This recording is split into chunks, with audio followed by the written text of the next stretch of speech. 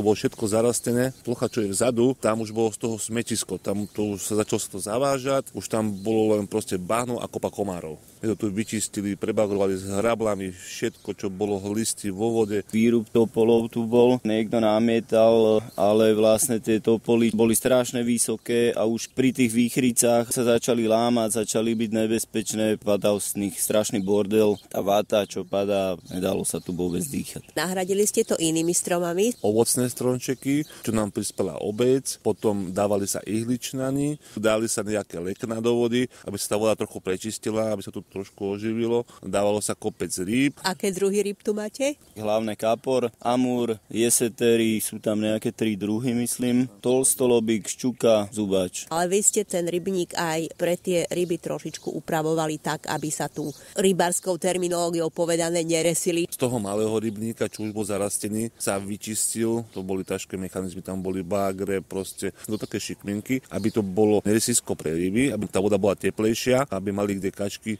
hniezdiť, chodia to krma chlebíkom, aj tie rybičky, aj tie kačky. Keď pôjdete po brehu, uvidíte tú kukuričku. Cez ten víkend tu máme strašne ľudí, prídu sem posedieť, oddychnúť proste, alebo na rybačku. Ako k tomu pristupovali obyvatelia obce, keď vás videli tie prvé brigády robiť? Nás tu videli ľudia, že tu brigadujeme a čo žijú na uličke, boli zvedaví, čo robíte, tak prišli deti pozbierať odpadky. Týmto nekončíte? Plánujeme altánok, alebo taký prístrešok. Ten bude slúžiť aj na akcie, ktoré sa tu robia, nejaké preteky pre deti alebo dospelých. Plánujeme most. Bude to most života z toho dôvodu, že spája tú malú baňu, ktorá sa teraz vykopala s tou starou baňou. V tej malej bani vzniklo neresisko rýb a vlastne tam vzniká ten nový život. Tam je prieplav a ten sa prepojí mostom a plánujeme ešte nejaké lavičky dokola.